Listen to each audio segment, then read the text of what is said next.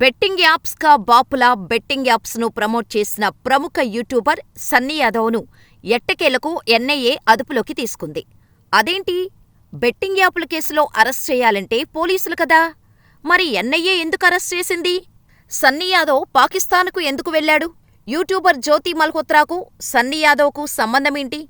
Watch the story. ప్రముఖ YouTuber Bhayya Sunny యాదవ్ను NIA Chennai ఎయిర్పోర్టులో అరెస్ట్ చేసింది. బెట్టింగ్ యాప్స్ ప్రమోషన్ల కేసులో భయ్యా సన్నీ యాదవ్పై సూర్యాపేట జిల్లా పోలీసులు లుకౌట్ సర్క్యులర్ జారీ చేసింది. బెట్టింగ్ యాప్స్ ప్రమోషన్లకు సంబంధించి మార్చి 5న సూర్యాపేట జిల్లా నూతనకల్ పోలీస్ స్టేషన్లో యాదవ్పై కేసు నమోదైంది. పోలీసులు సన్నీ యాదవ్ కోసం గాలించారు. అయితే అతడు విదేశాల్లో ఉన్నట్టు గుర్తించారు. సన్నీ యాదవ్ వాఘా సరిహద్దు నుంచి పాకిస్తాన్కు వెళ్లినట్టు పోలీసులు అనుమానించారు.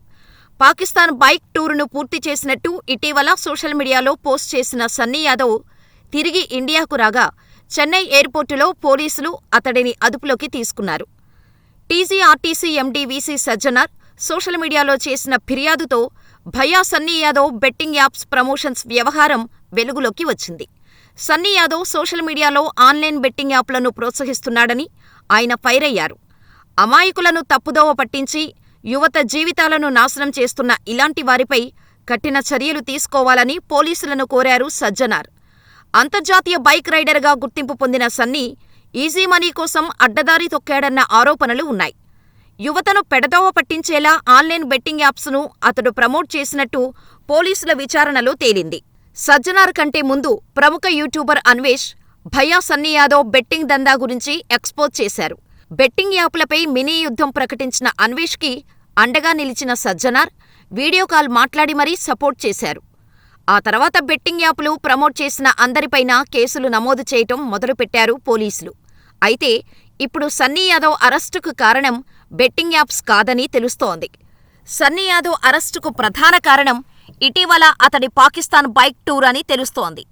బైక్ టూర్ ముగించుకొని పాకిస్తాన్ నుంచి భారతదేశానికి తిరిగి వస్తున్నట్టు సన్నీ స్వయంగా సోషల్ మీడియాలో పోస్ట్ చేశారు.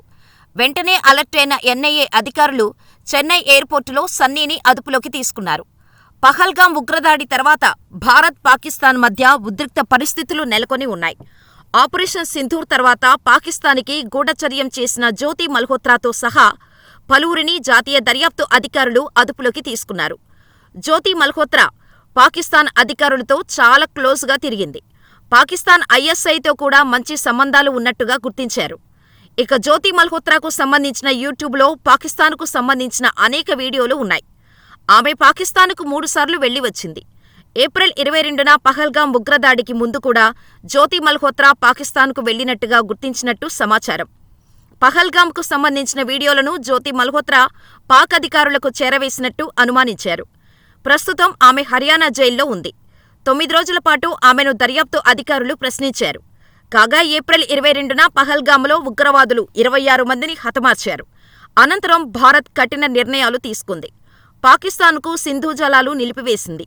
పాక్ వీసాలను రద్దు చేసింది. అటారీ సరిహద్దును మూసేసింది. అనంతరం మే 2న భారత్ పాకిస్తాన్పై ఆపరేషన్ సింధూర్ చేపట్టింది.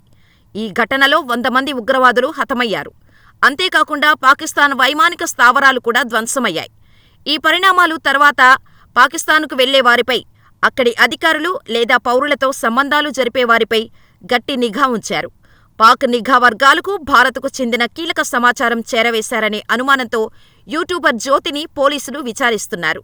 ఇదే కోణంలో సన్నీ యాదవ్ను కూడా ఎన్ఐఏ అధికారులు విచారించనున్నారని సమాచారం. అంతేకాదు, జ్యోతితో అతడికి ఏమైనా సంబంధాలు ఉన్నాయా అనే యాంగిల్లోనూ ఎన్ఐఏ ఆరా తీయనున్నట్టు తెలుస్తోంది.